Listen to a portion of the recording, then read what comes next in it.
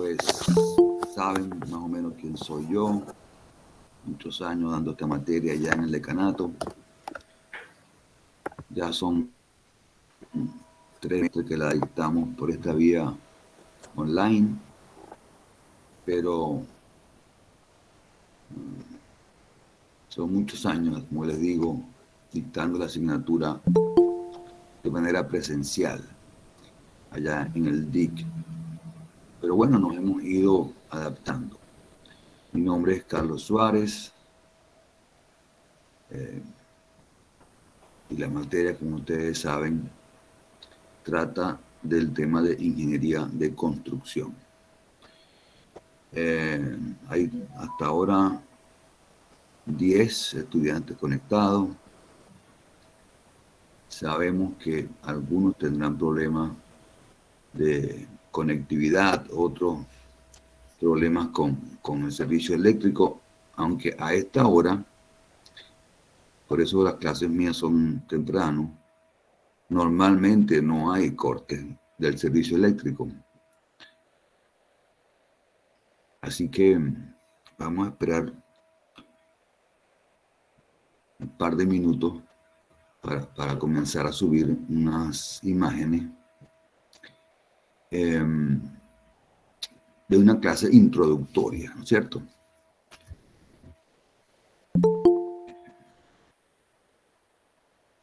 Que por lo menos lleguemos a la mitad de los estudiantes que están inscritos.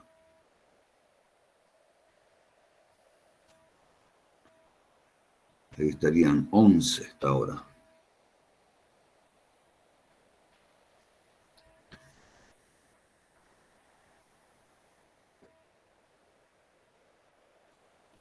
Bueno, Gabriela, tú tienes un archivo, ¿verdad?, que se llama Introducción a la Ingeniería de Construcción.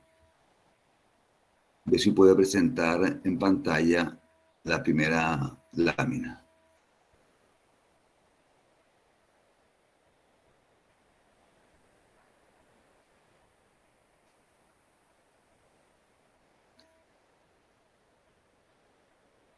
Ok. Bueno, ahí estamos más o menos el 50% de los estudiantes conectados. La idea es que estén todos, pero me imagino que algunos se irán incorporando más adelante. Así que vamos a comenzar, pues. Entonces, esta materia trata de algo que muchos quieren saber, pues me imagino yo, la mayoría de los ingenieros civiles van a trabajar en construcción, ¿verdad? Algunos se dedican al cálculo, que también es un área interesante, como no. Otros se dedican al trabajo en instituciones públicas, digamos. Pero la construcción es, y ha sido siempre el sector que más emplea ingenieros, y sobre todo ingenieros jóvenes, pues como ustedes, ingenieros que pronto van a ser recién graduados. Entonces, el tema viene de por qué se construye, ¿no? ¿Cuál es el origen de la construcción, ¿no? En un país o en una región, incluso en el ámbito local y hasta familiar pudiera ser. Entonces, siempre que se construye es porque hay alguna necesidad, ¿verdad? Hay una necesidad de vivienda, hay una necesidad de un servicio público, hay una necesidad de una industria. O sea, alguien tiene una necesidad o alguien determina de que hay una necesidad en el mercado que genera una oportunidad, ¿cierto? Y la oportunidad viene porque justamente alguien tiene los recursos, alguien tiene dinero que quiere invertir. Entonces, si hay una necesidad que se, se determina que existe, En mi ciudad, por ejemplo, para hacer un centro comercial, bueno, detrás de esa necesidad van a aparecer inversionistas. Hay gente que tendrá el terreno, hay gente que va a poner su dinero, hay gente que puede estar dispuesta a financiar los bancos, etcétera. Entonces, la idea tiene que ver que, bueno, ¿por qué se construye un centro comercial y no se construye allí en el mismo terreno otro tipo de obra? ¿Por qué no se hace un conjunto de viviendas? ¿Por qué no se hace un edificio? ¿Por qué no se hace un colegio? En fin, la idea tiene que ver con el interés del inversionista, pero también con la necesidad que hay en el sector y con el uso permisible del terreno. Porque no todos los terrenos son aptos para construir comercio, o no todos son aptos para construir vivienda, o no todos son aptos para construir edificaciones educativas. Entonces, ¿quién regula eso? Bueno, hay unas ordenanzas municipales en cada estado, o un plan de desarrollo local. En Barquisimeto se habla del PEDUL, que es un proyecto, un plan de desarrollo urbano local, que está ligado a unas ordenanzas municipales que establecen justamente los usos conformes para cada terreno. Entonces, si tenemos un sector residencial, no podemos poner allí un comercio o unas oficinas. Si tenemos un sector que se dice que es para uso comercial, no vamos a poner allí vivienda. Entonces, por ahí viene el origen de la construcción. Y bueno, esto está ligado a una ubicación, a un uso que ya lo hemos mencionado. Los usos son uso residencial, uso comercial, uso para oficina, uso industrial, uso institucional. Después viene, ya tenemos entonces una necesidad, tenemos una idea y tenemos una decisión de invertir. Hay una ubicación y sabemos qué queremos hacer con eso, ¿no? ¿Cuál es el uso que le vamos a dar? Entonces, ¿a quién entra aquí? ¿No? No entra el constructor de una vez, ¿verdad? Entra alguien que hace el proyecto. Entonces, a ver si alguno de ustedes me dice cómo comienza un proyecto de una obra. Imagínense que vamos a hacer entonces en un terreno un centro comercial. ¿A quién buscamos?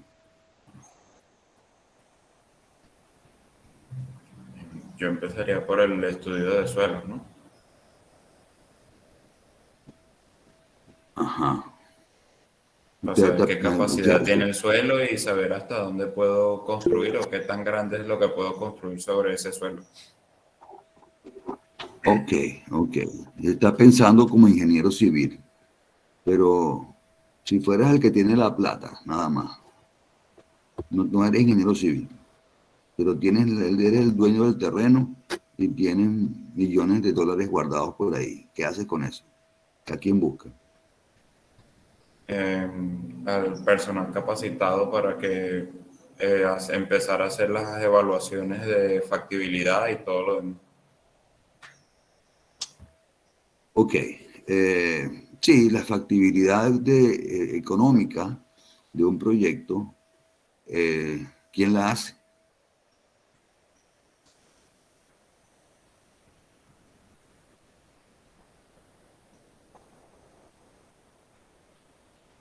Eso sería más que todo hasta donde yo sé, con un estudio de mercado, ¿no?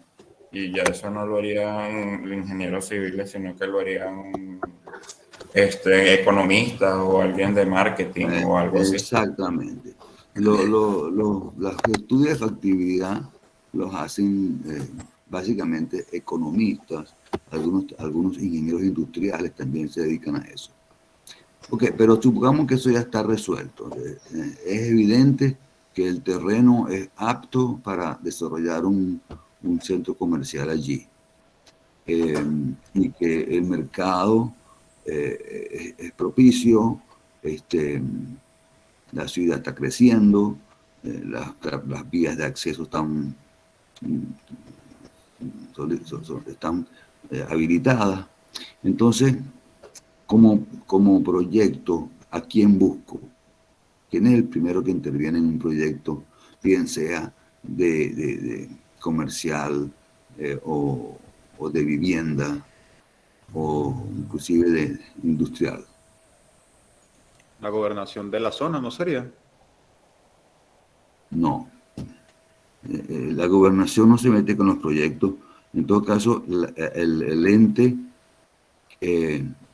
que controla y que otorga los permisos de construcción, que hoy se llaman aprobación de variables urbanas fundamentales, es la alcaldía, a través de la Dirección de Planificación y Control Urbano, la DPCU, Dirección de Planificación y Control Urbano. Anoten esas siglas, porque es muy importante que sepan a quién dirigirse cuando van a permisar un proyecto. DPCU. Eso está en la torre municipal, piso 2, por ahí. Bueno, pero es muy fácil. ¿Quién es el primer profesional que da inicio al proyecto?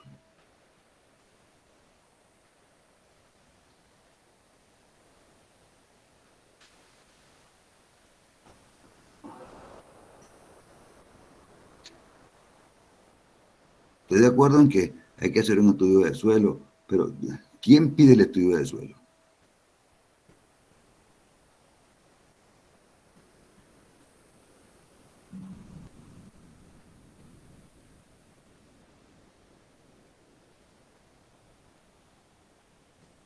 Vamos a ponerlo más fácil. Ustedes, cualquiera de ustedes, su mamá, su papá, la familia, le regala un terreno al lado de la casa de la familia. ¿Okay? Terreno de 400 metros, 500 metros, para que se haga una casa. ¿A quién busca?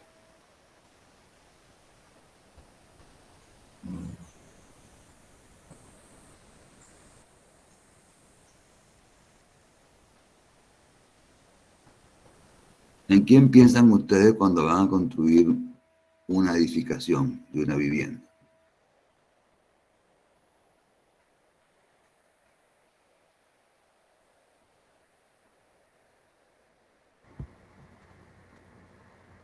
Habría que ubicar al ingeniero civil como tal de primera mano. Ustedes están viendo la lámina que dice ahí proyecto. ¿Quién es que está primero?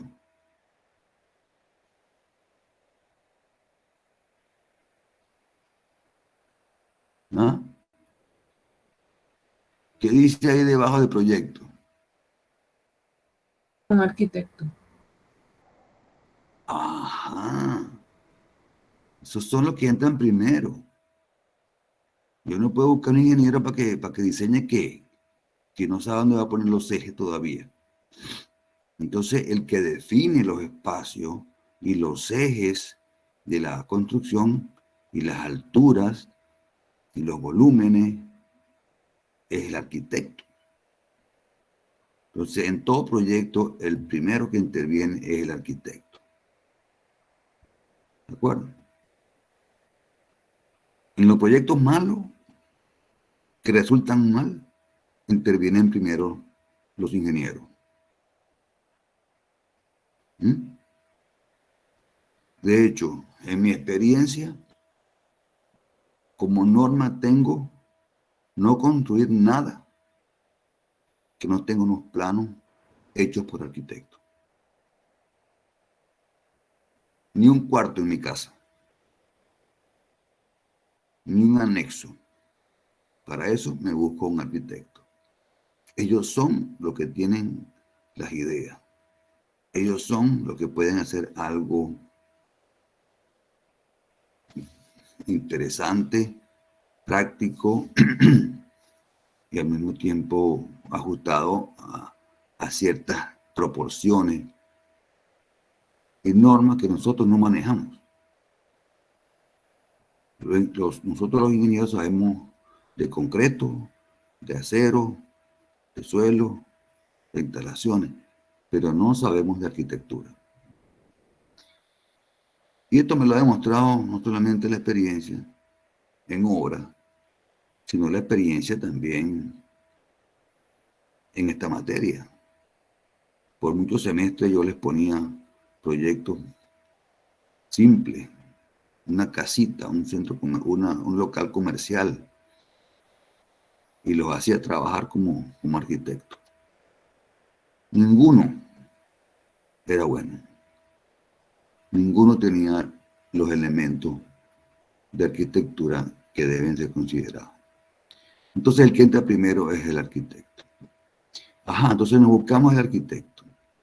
¿Qué es lo que hace el arquitecto? Bueno, define los ejes, define las alturas, define los ambientes, ¿no? Es un error pensar que el arquitecto nada más piensa en las fachadas. Las fachadas son importantes, le dan, ¿no?, la presencia final, el resultado final a la vista es la fachada, pero la distribución de los espacios, la forma de irse moviendo dentro de un espacio, ¿no?, eso lo define el arquitecto. Y lo más importante es que ahí están los ejes, ¿ok? Entonces, si nos ponen unos ejes con luces, por ejemplo, entre columnas de más de 6 metros, ahí nos van a complicar un poquito. ¿A quiénes? A los ingenieros, ¿no? Porque ahí tendremos que pensar en vigas grandes, en losas grandes. Ok. Entonces, un centro comercial usualmente tiene luces grandes. No es como una casa o un edificio de apartamentos que tiene luces de 4, de 5 metros. Entonces, en función de las luces, las cosas se van, digamos, complicando un poco más para los calculistas, pero siempre habrá soluciones. Entonces, allí entra ¿quién? El segundo de a bordo en el proyecto es ¿quién? Después que ya el arquitecto tiene un plano con los ejes definidos, con las alturas definidas.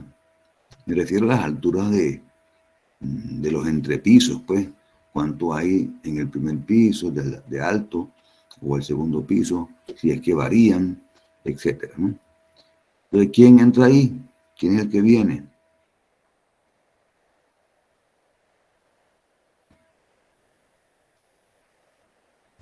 El,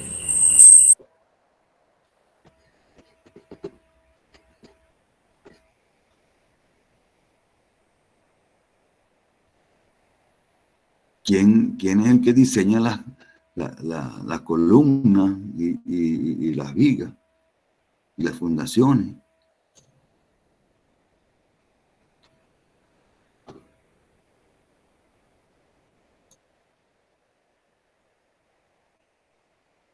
El ingeniero ¿Alguien me puede calculista.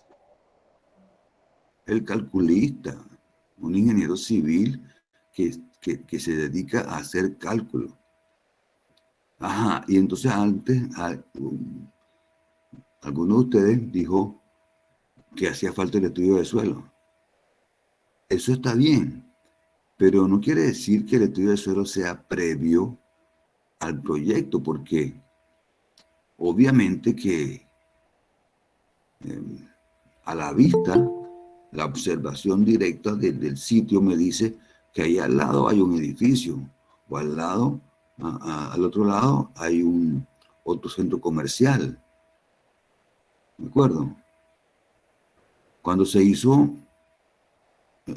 el Sambil, por ejemplo, o las Trinitarias, eso eran unas lagunas en ambos casos. En ambos casos, todo eso era laguna. Todos esos edificios que están, digamos, detrás del Parque del Este, entre el Parque del Este y la Venezuela, eso era laguna. ¿Ok? Y sin embargo está lleno de edificios. Entonces, ¿qué quiere decir? Que siempre habrá solución para el problema de los suelos. Que el suelo es malo, hacemos pilote. ¿Ok? Entonces no es que el tipo de suelo va a condicionar mi proyecto. Mi proyecto me lo condiciona el uso, la ubicación, el mercado, el dinero que tenga, el financiamiento. Esos son los aspectos que hay que mirar.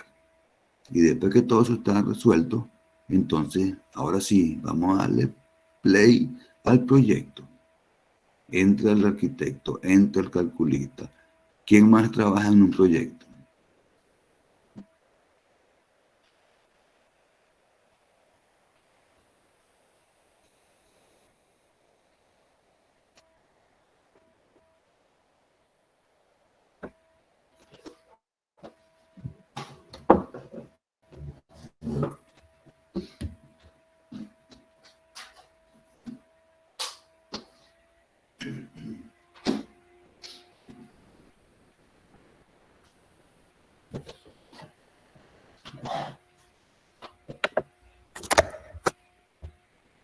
Entonces, maestros de obra y proveedores. Ok. Los maestros de obra y los obreros todavía están en su casa. Ellos no están en el proyecto. Ellos van a entrar cuando yo vaya a construir el proyecto. Ahora estamos hablando de una oficina de proyecto, donde se están discutiendo los detalles y se está terminando de definir cómo vamos a construir la obra.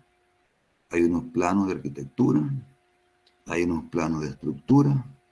¿Qué más hace falta? Los topógrafos. Los topógrafos van a entrar cuando ya vamos a construir. Bueno, es posible que el terreno haya que hacerle algún trabajo de movimiento de tierra, si es un terreno, cuando son terrenos grandes. Ok, ingeniero electricista. Sí, vamos con dos ideas. Una es si necesitamos o no del topógrafo. Lo más probable, si tenemos un terreno que vamos a construir, las Trinitarias o el Sambil, obviamente que ahí se hizo un movimiento de tierra. Y ese movimiento de tierra lleva un control de niveles, un control de poligonales, curvas de nivel. Entonces, eso lo maneja el topógrafo, ¿ya? Pero es parte de una obra, es parte de... Sí hay proyectos que requieren planos de movimiento de tierra. Vamos también a decirlo. Pero no los hace el topógrafo. Los planos de movimiento de tierra hablan de una topografía original, que es como está el terreno, y después hablan de una topografía modificada, que es como va a quedar el terreno.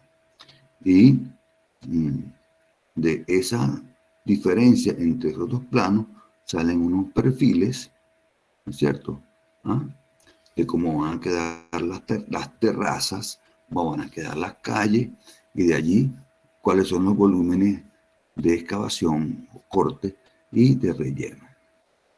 Estos planos de movimiento de tierra son propios o son más propios de los urbanismos, cuando vamos a hacer muchas viviendas, digamos. Un conjunto de viviendas, de esas que se hacen normalmente hacia Palavecino o hacia el norte de Barquisimeto, o hacia el oeste también, que son terrenos bastante grandes, donde se construyen 100, 200 o 500 viviendas. son terrenos que hay que acondicionarlos. ¿Para qué? Para que las aguas drenen debidamente, para que la realidad funcione con una cierta capacidad y durabilidad para que entren cierto tipo de carga, ¿verdad? Entonces, hay planos, los proyectos incluyen planos de movimiento de tierra. En un centro comercial, si es bastante grande, también es posible que haya unos planos de movimiento de tierra. Pero repito, no los hacen los topógrafos, los hacen los ingenieros civiles. Ustedes como ingenieros civiles tienen que estar capacitados para hacer planos de movimiento de tierra. El topógrafo, obviamente, para poder hacer los planos, para que el ingeniero civil haga los planos de movimiento de tierra, hay un topógrafo que tuvo que entrar a levantar el terreno y hizo unas cuadrículas allí y sacó unas curvas de nivel. Eso es cierto, sí. En ese sentido, el topógrafo es un apoyo del proyecto. Pero esos planos, pero esa topografía original también la puede hacer un ingeniero civil. Ustedes son competentes para hacer eso. Ustedes ven dos topografías. Y si tienen los equipos, pueden también hacer ese trabajo. Entonces, bueno, el ingeniero electricista sí es el que calcula las instalaciones eléctricas. Hay también instalaciones de telecomunicaciones. Y hay unos planos de alumbrado, planos de toma corriente, planos de circuitos, planos de los tableros. Es decir, así sea un proyecto de una vivienda unifamiliar, el ingeniero electricista interviene. ¿Y qué otro más interviene? Interviene también el ingeniero mecánico. ¿Cuándo? Bueno, cuando una casa necesita, por ejemplo, un sistema de aire acondicionado integral, o cuando en un centro comercial o en una vivienda multifamiliar se requieren ascensores, o se requiere estimar la capacidad de los extractores para los sótanos, que ustedes saben que el aire de los sótanos debe estar circulando permanentemente, o cuando se instalan, se hacen instalaciones sanitarias con ventilación forzada. ¿Qué quiere decir esto? Que son, bueno, baños o ambientes sanitarios que no tienen ventanas. Entonces, ¿cómo se ventilan? Bueno, conductos, ¿verdad? Y con extractores. Esos extractores van por unos ductos que atraviesan todo el edificio y salen en los techos.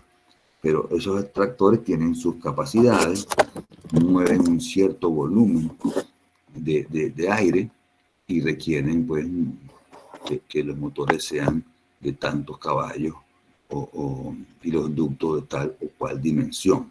Eso lo determina un ingeniero mecánico. También a veces se consideran instalaciones mecánicas los equipos hidroneumáticos o los equipos de bombeo. Ok, y en cuanto a los acabados, bueno, los acabados, ¿quién los define? Vamos a preguntar esto a ver si me saben decir. ¿Quién define si el piso lo pongo de madera, lo pongo de cerámica, lo pongo de madera, puede ser un parquet, ¿verdad? O lo pongo de mármol o de granito? ¿Quién define eso?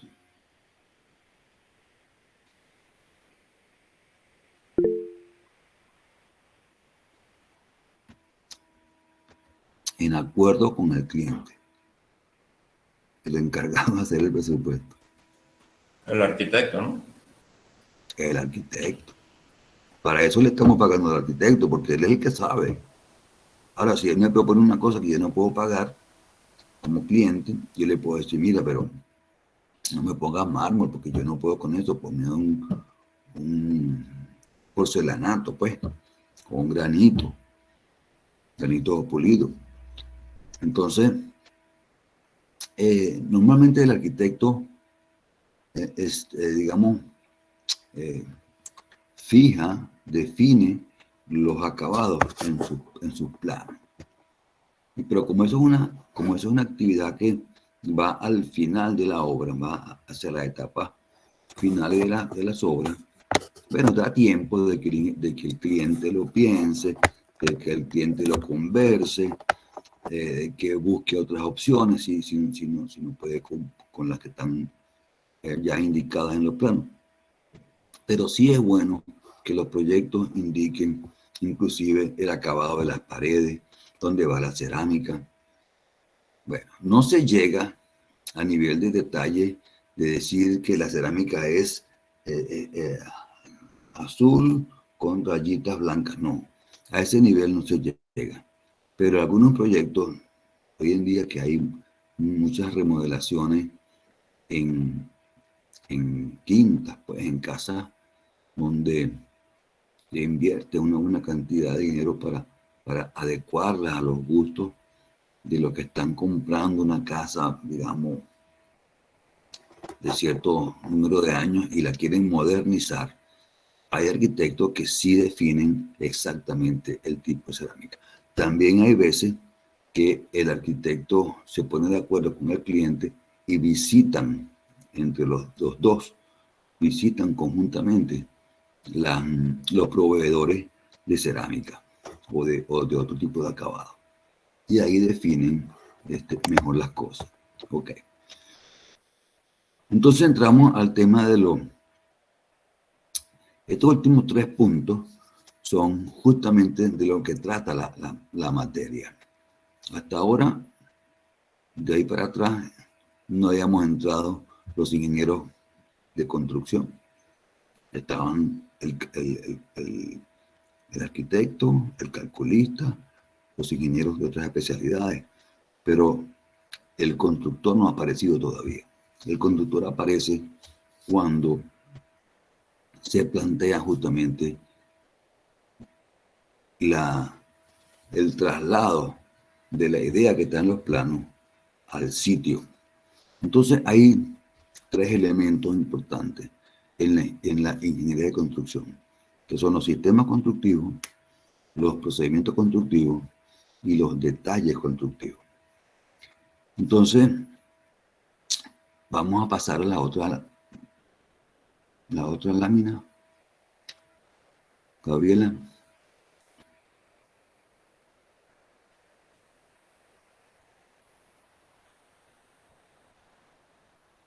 No sé si se puede poner un poquito más grande la imagen. ¿Se puede?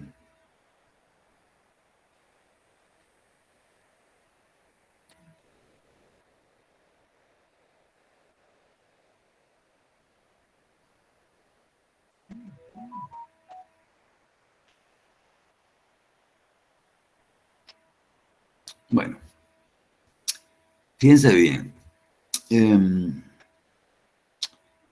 ¿Qué hace un ingeniero de construcción? Normalmente no se les llama así en la obra. La figura que existe desde el punto de vista inclusive legal es la del ingeniero residente. El ingeniero residente es el profesional, generalmente ingeniero civil, que está a cargo de la obra por parte del constructor. Él es el que representa los intereses de la empresa contratista o de la empresa constructora. Es una persona que está 100% de su tiempo allí, no está haciendo visitas a la obra, es residente, de ahí su nombre, ingeniero residente.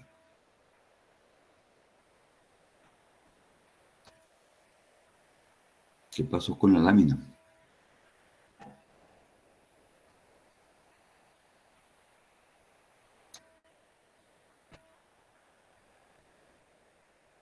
Ok, mucho mejor.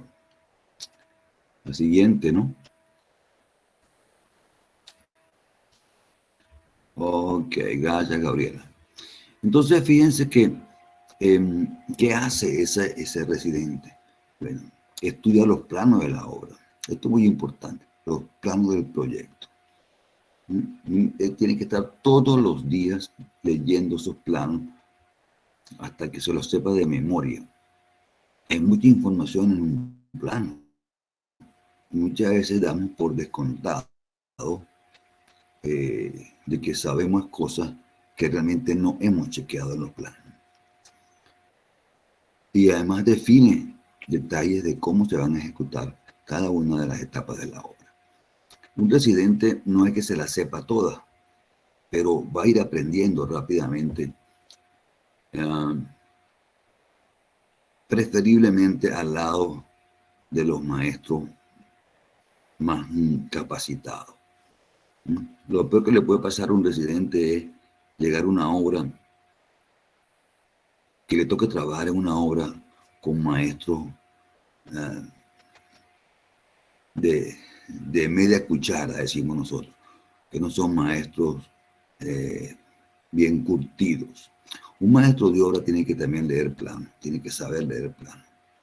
Y esa es una diferencia entre un maestro idóneo y uno que a lo mejor tiene liderazgo y sabe mandar a la gente, pero que no puede anticipar cosas porque no revisa los planos. Además, el ingeniero de construcción, el residente, conoce la cantidad de obras a ejecutar. ¿Qué son las cantidades de obras a ejecutar? Bueno, se llaman cómputos métricos. De esto vamos a hablar en las próximas clases. Vamos a hacer el primer proyecto que vamos a ejecutar es de justamente unos cómputos métricos, que son estimar las cantidades. El proyecto tiene que cuantificarse. Es decir, si yo no tengo claro qué cantidad de obra hay en las fundaciones, en la superestructura, en las paredes, en la albañilería, entonces no puedo hacer un presupuesto. Digamos que los cómputos métricos son la base de los presupuestos. Conocidos los cómputos métricos, le asignamos los precios unitarios a cada partida y eso da un monto que, sumado con el total de las otras partidas, me da un presupuesto. Y para esto hay una metodología.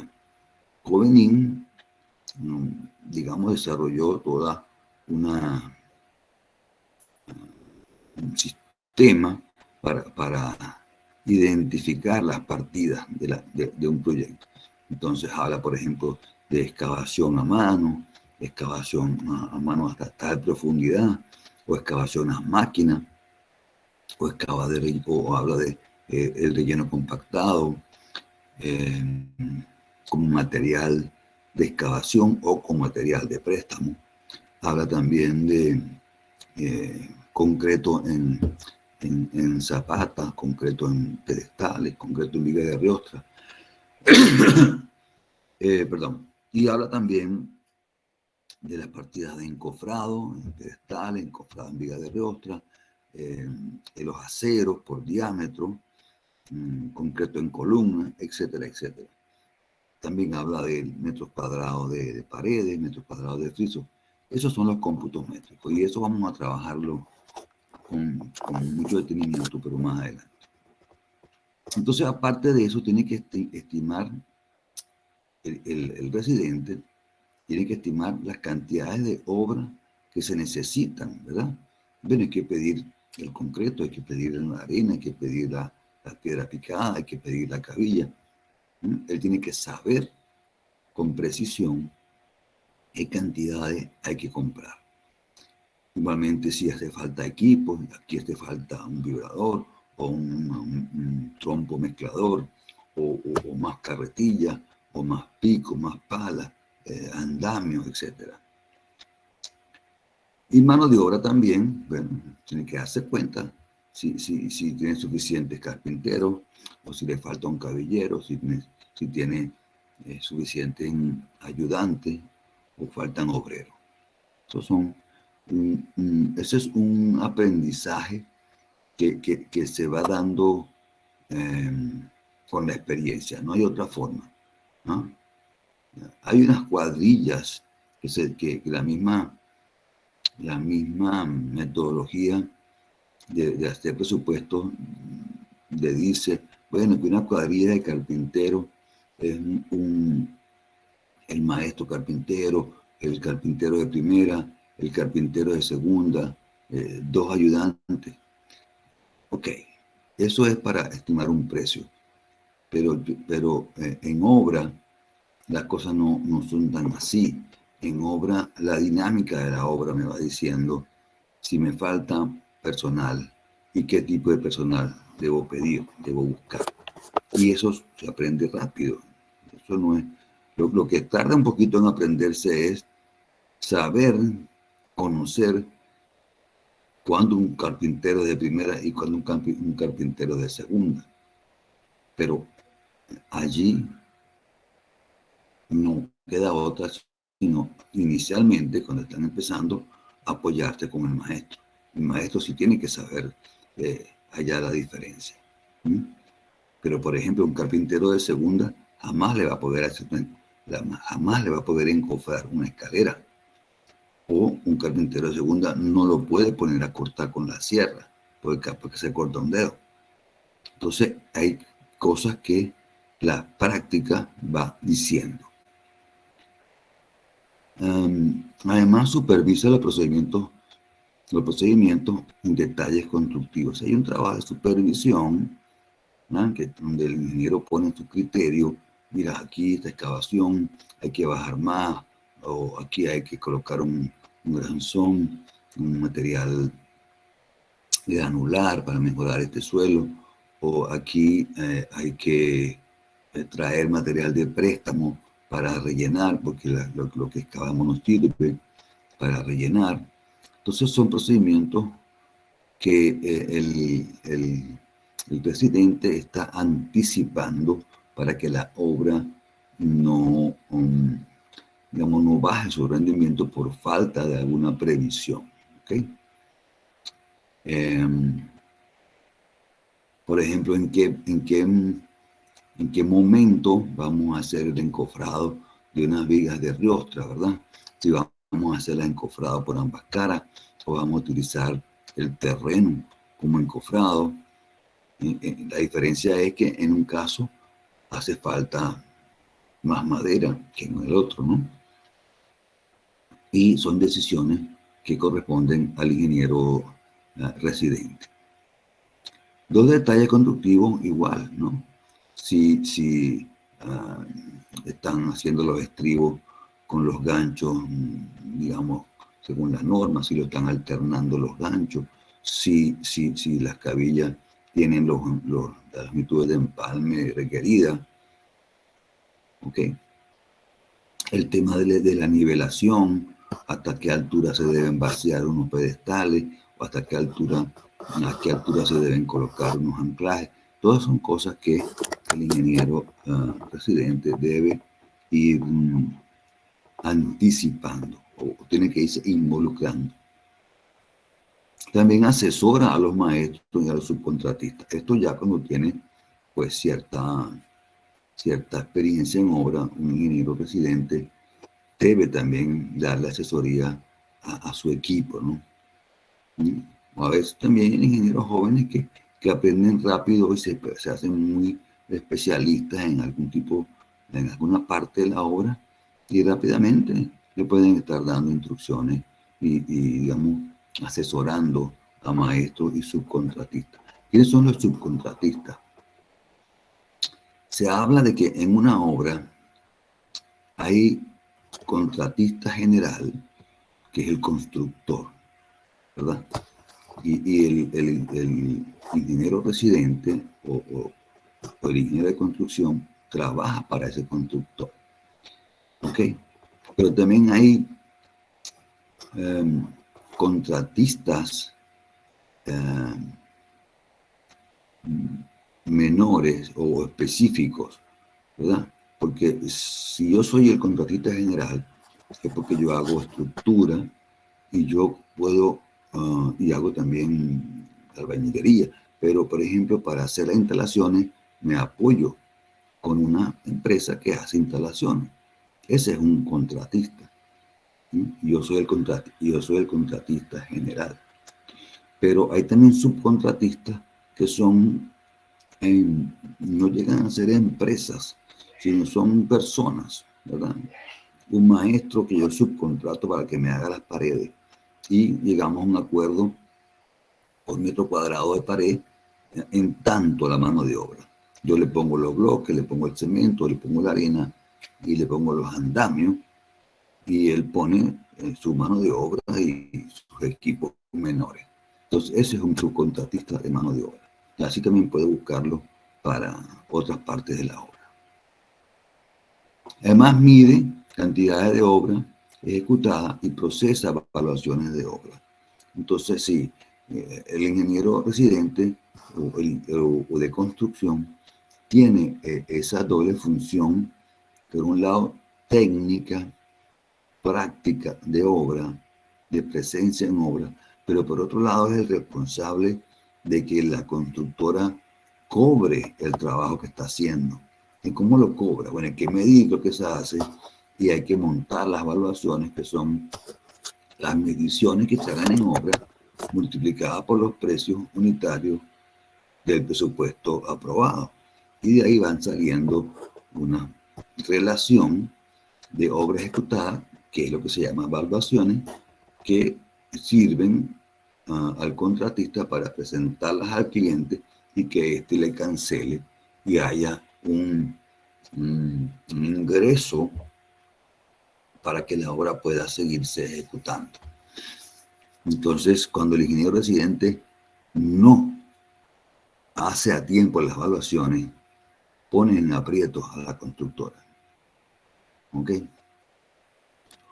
Siguiente, por favor, Gabriela. Bueno, esto de la gerencia o gestión de la construcción es un tema que a muchos les debe sonar como que también es parte de la responsabilidad del ingeniero de construcción. Pero yo diría que no es tan así. La gerencia de construcción es un paso más adelante.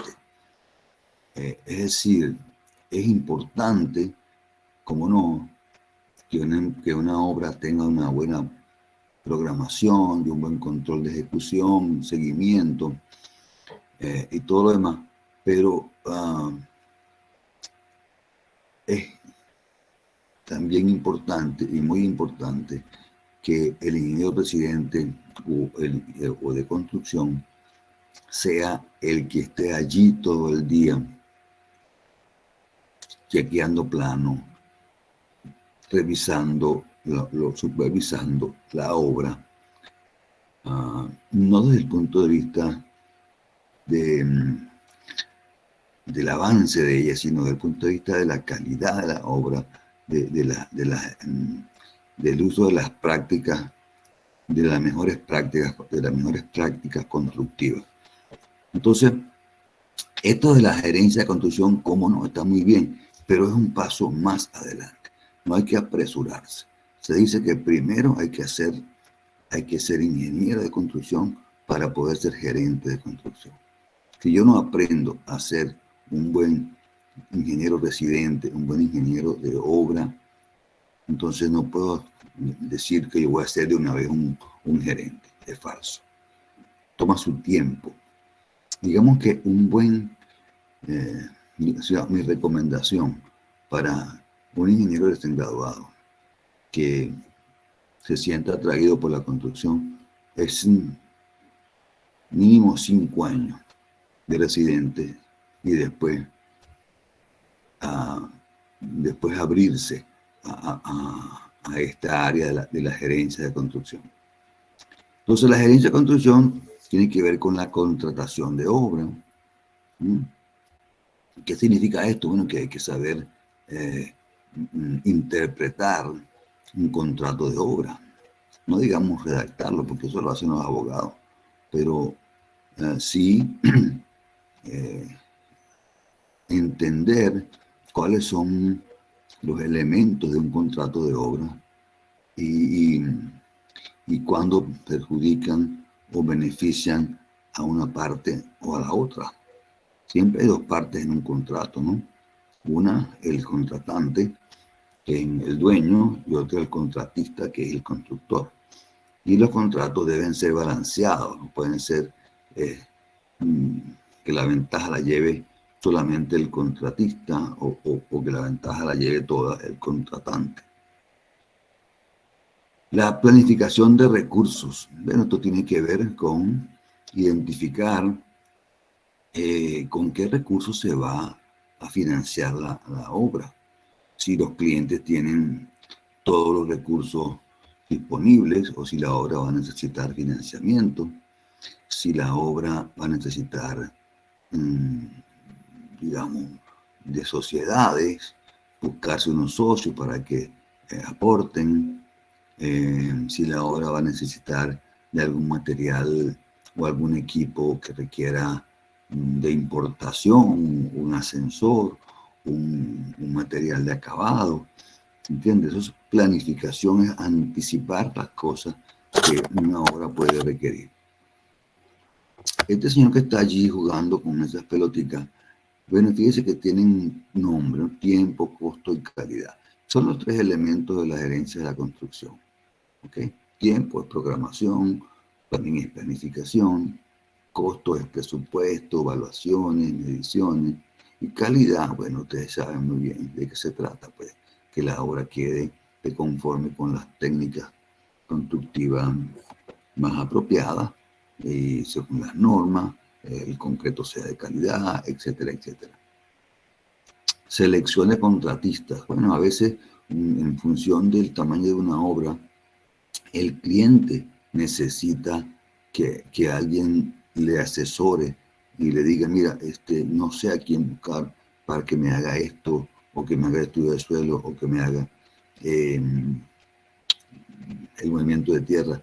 Recomiéndame a alguien. Entonces, el gerente de construcción, con su experiencia, con su conocimiento, puede decirle, mira, puede buscar a este, a este y a este, y además hacer la selección, ¿cierto? Convocar, por ejemplo, a un proceso de licitación para que 3 o más empresas, o 2 o más empresas, presenten ofertas. Entonces, el gerente de construcción analiza las ofertas y le pasa un resumen con los resultados y con sus recomendaciones al cliente. Eso se llama selección de contratistas. Estimación y control de costos. Bueno, esto tiene que ver con los presupuestos, pero también tiene que ver con el sistema de control de costos que se quiera instalar en la obra. Fuente de financiamiento, lo mencionamos antes, tiene que ver si vamos a ir al banco a buscar dinero, vamos a pedir prestado a alguna persona que tenga interés en dar un préstamo de tipo personal, o vamos a tener que vender alguna propiedad para financiar esta otra construcción que estamos haciendo. La programación y avance de obra es diferente a la planificación. Se confunden, pero es diferente. La programación tiene que ver más con el detalle del día a día, de qué se debe hacer y cómo se debe hacer el seguimiento de una obra. Normalmente, la herramienta típica de la programación y control de avance de obra es el diagrama de barras, que ustedes seguramente, bueno, ahí lo ven también en la gráfica, el diagrama de barras.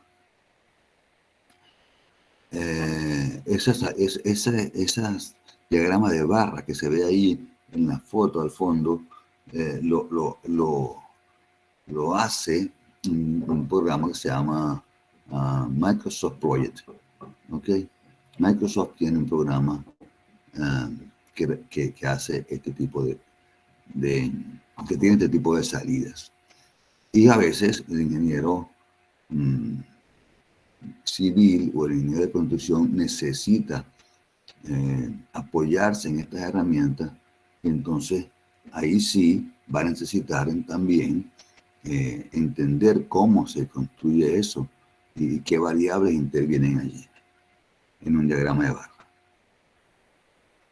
Control de calidad de la obra, bueno, ya eso ustedes tienen conocimiento, aunque no sé si ahora es que van a ver también la materia de patología, control de calidad, pero tiene que ver con hacer las cosas bien hechas, que todo parte del uso de materiales de buena calidad, de controles en la calidad del concreto, por ejemplo, o con controles en la calidad de los agregados. Tiene que ver también con la calidad de la mano de obra que seleccionamos. Mejoramiento de procesos, comunicación efectiva, esto es importante, pero es parte de la gerencia de construcción. Como le dije antes, es un paso un poco más adelante. El ingeniero tiene que saber comunicarse efectivamente por escrito, participar en reuniones, hacer un informe, enviar un mensaje de texto o un correo electrónico. Todo tiene su forma para que quede bien. Hacer una carta a un proveedor o a un ingeniero inspector, ¿me entiendes? Para que sea, para obtener el mejor resultado posible de su comunicación. Las relaciones interpersonales, esto es muy importante, cómo relacionarse bien con todos los elementos, con todas las personas que trabajan en una obra, desde el personal obrero hasta el cliente, el contratista, el inspector, ¿no? Cómo hacer que las cosas no nos afecten en lo personal, sino que sea siempre la obra la que decida cuál es la forma de resolver los problemas entre las personas. Las tecnologías de información cada día son más útiles, ¿cierto? En este momento hay sistemas de informáticos que yo puedo, bueno, ya lo estamos haciendo, tomamos una foto en la obra, se la mandamos al proyectista y es posible que el cambio o el ajuste en el proyecto sea inmediato. ¿Okay? Entonces, sobre esto hay mucha tecnología que se ha desarrollado recientemente. Y documentación, documentando lo que se hace. Esto es parte de la buena práctica constructiva, llevar un dossier, una carpeta con todos los aspectos importantes de la obra. Ok, siguiente, por favor.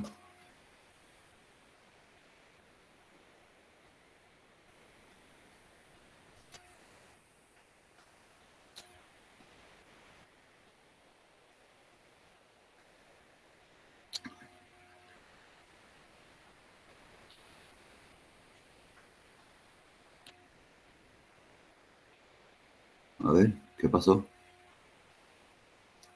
Ahí, la inspección de obra. Bueno, el ingeniero residente no es inspector de obra. Su nombre lo dice.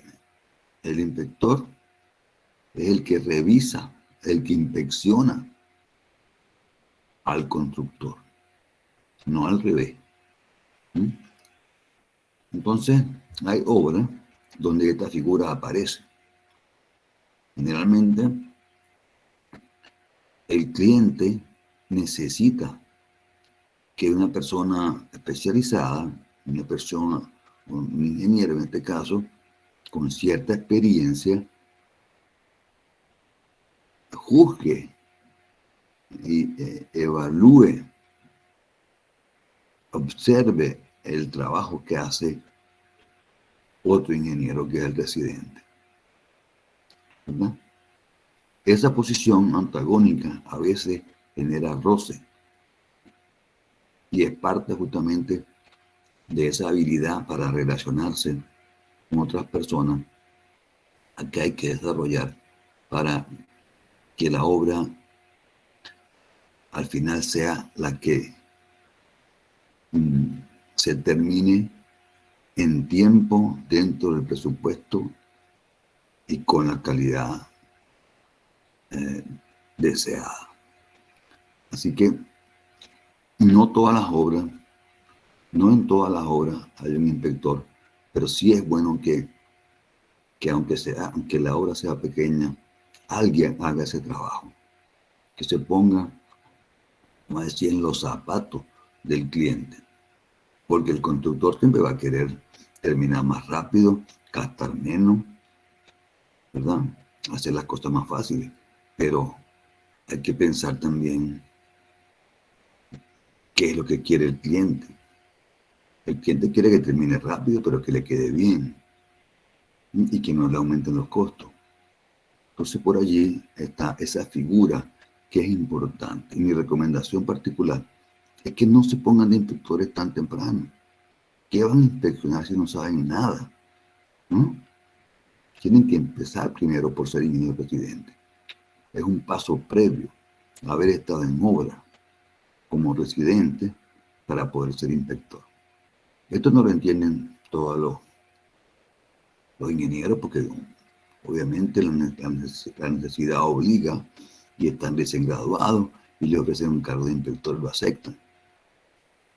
¿Pero qué para inspeccionar?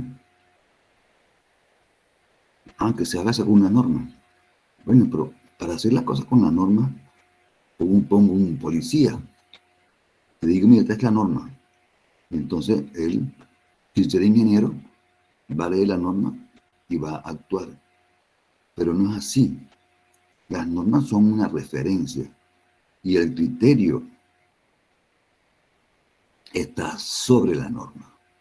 O sea, hay que tener criterio para saber dónde aplicar y cómo aplicar cada norma que tengamos a disposición en una obra. Entonces, insisto, no, o eviten por lo menos cargos de inspección de obra si están todavía recién graduados, si no han estado antes como residentes de obra. Entonces, pero es una figura profesional elegida por el propietario, que es el contratante, para que lo represente en el seguimiento y control de la obra que ejecuta la constructora por el contratista. Los inspectores se aseguran que la obra cumpla con las normas, se construya según las mejores prácticas constructivas y avance conforme a la planificación y el presupuesto acordado. Otra vez aquí aparecen otros elementos: el costo, el tiempo y la calidad. En función de la magnitud de la obra, la inspección puede requerir la permanencia continua del ingeniero inspector o de visitas diarias. ¿Ok? Hay inspectores que visitan, bueno, ha habido, ¿no? En este momento que hay poca construcción en Venezuela, no creo que sea así, pero ha habido época, o hubo época, donde un inspector tenía 5 obras, entonces inspeccionaba un ratico a cada una. Bueno, digamos que si la experiencia es suficiente, ese inspector pudiera hacer ese trabajo. Hoy en día, los inspectores no tienen esa amplitud para poder hacer tantas inspecciones de varias obras simultáneamente. Pero cuando la obra es de una cierta magnitud, es posible que exija la presencia permanente del inspector. Ok, siguiente.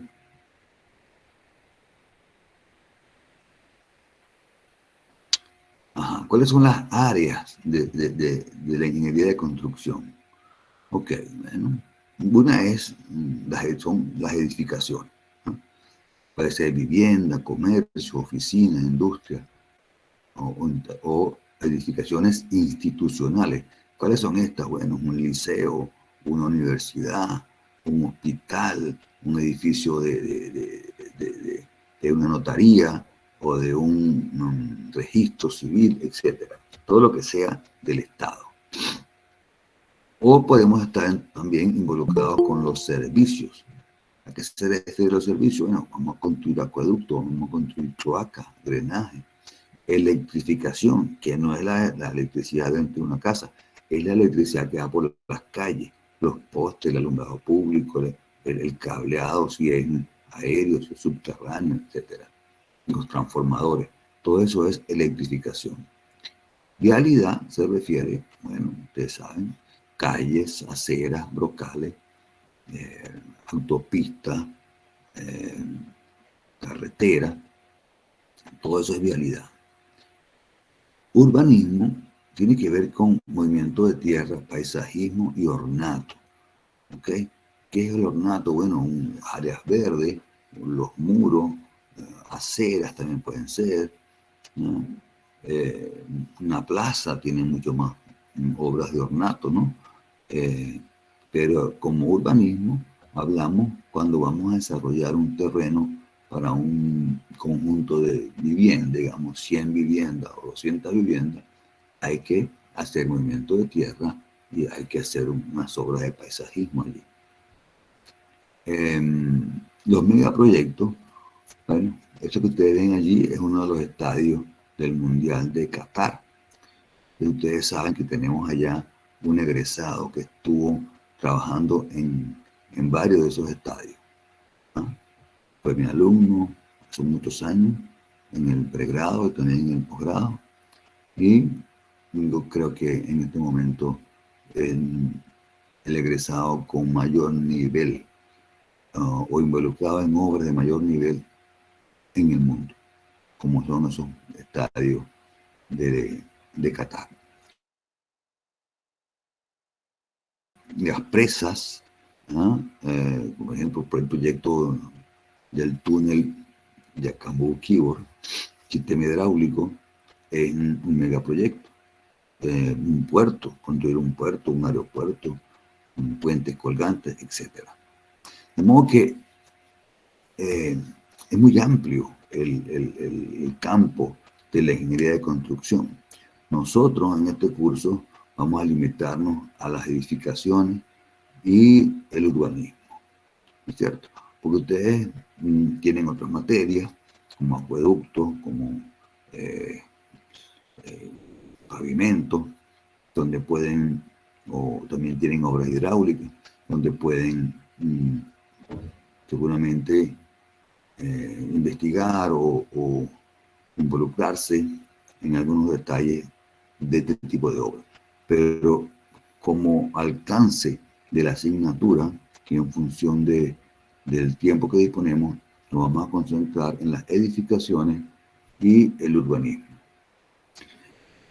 Bueno, hasta aquí, si tenemos un poquito más de una hora, veamos si hay alguna pregunta.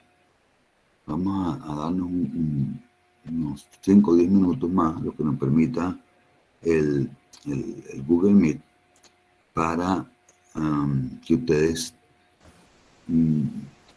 hablen o comenten con respecto a algún punto de la clase o de algún otro elemento que tenga que ver con la asignatura. Ok, profe, para consultarle los días que van a ser presenciales, el horario sería a partir de qué hora? Los días que van a ser presenciales van a ser preferiblemente los días que tengamos examen, para los exámenes parciales.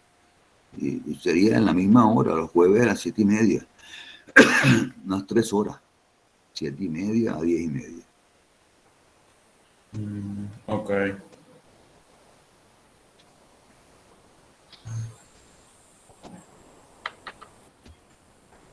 Para la semana que viene vamos a hablar de sistemas constructivos y la siguiente semana vamos a comenzar con las presentaciones o las exposiciones, ¿verdad?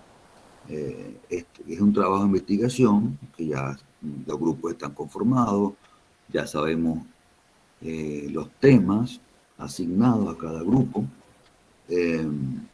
Esto va a tener un peso de 5% neto en la nota. Yo les pasé unos tips ahí para las presentaciones, no deben ser mayores de 10 minutos. ¿Ok? Entonces vamos a tratar de hacer en la semana que viene tendremos la clase de sistema constructivo. En la siguiente semana empezaremos con los... a ver, vamos a ver, ¿cómo estamos en el tiempo? Hoy tenemos 16, el 23 es clase, el 30 de junio presentación de los primeros 3 temas, ¿verdad? De los primeros 3 temas. Y después tendríamos en julio, la primera semana de julio, que va a ser el 7 de julio, la presentación de los otros 3 temas, los últimos 3 temas. ¿De acuerdo? Entonces son 3 temas, el 20, ¿cuánto? Ah, no, el 30. 3 temas el 23 de julio y 3 temas el 30 de junio. Entonces, hoy estamos a 16. El 23. Es que el 23 es que me toca a mí todavía. El 23, que es la semana que viene, vengo yo. El 30 comienzan las presentaciones. Entonces sí, el 7 de julio sería la continuación. Ok. Buenos días, profe. Buenos días. Una pregunta respecto a las exposiciones. Será online, ¿cierto? Claro, online. ¿Y todos del grupo deben participar o solo uno haría la exposición? Todos deben estar en la reunión y uno solo, máximo 2, expondrían. Ok. Muchas gracias.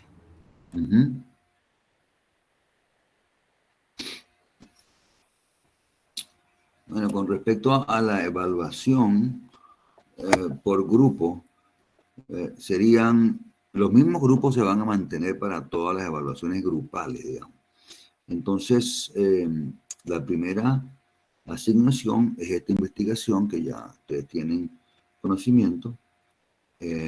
Después vamos a trabajar el proyecto de cómputos métricos. Ese proyecto tiene un valor del 10%. Ya oportunamente Gabriela les va a subir la información de proyecto para empezar a hacer cómputos métricos.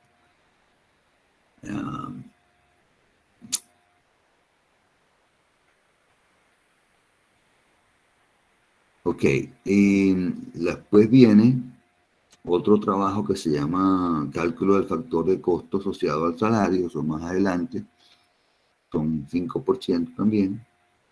Y finalmente el proyecto que es al final del semestre de análisis de precio unitario y presupuesto utilizando el Lulo o el Matrix, cualquiera de esos programas comerciales, también son 10%. De modo que la evaluación grupal en total es 30% y 70% la evaluación individual, que son los parciales, y eventualmente es posible que hagamos algún examen corto, un ejercicio online, que también le podemos dar peso. Ok, tenemos la evaluación. Como lecturas asignadas, ya tienen la de la investigación, pero en general, para todos, pueden leer sobre sistemas constructivos en Venezuela y también la historia de los edificios altos. Eso está en internet.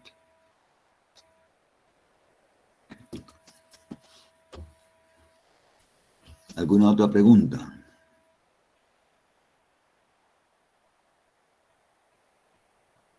Y como les comenté ayer, vamos a utilizar los miércoles para tratar de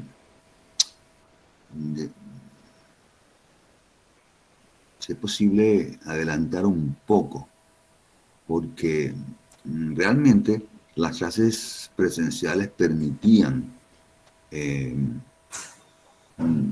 2 clases por semana, pero en las clases online, por el tema mismo de la conectividad, de los cortes de luz y todo eso, no facilita tanto el que sean 2 clases por semana, pero sí podemos avanzar un poco en el WhatsApp. Entonces los miércoles trataremos de avanzar un poco a través del WhatsApp y los martes la clase por acá.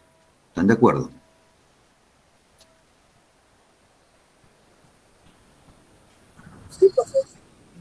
Sí, sí, estaría bien.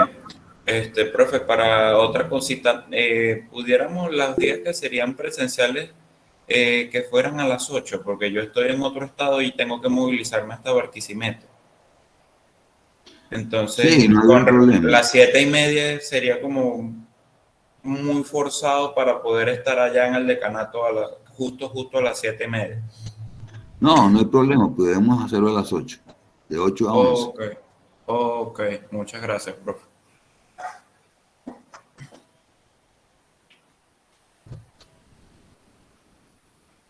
Bueno, si no hay más preguntas, lo dejamos hasta aquí. Mucho gusto. Profe, que Gusto tenga buen día. tenerlos de nuevo, de tenerlos en este curso. Y gracias a Gabriela por tu apoyo.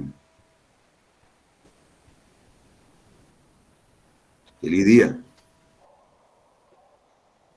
Igualmente. Igual.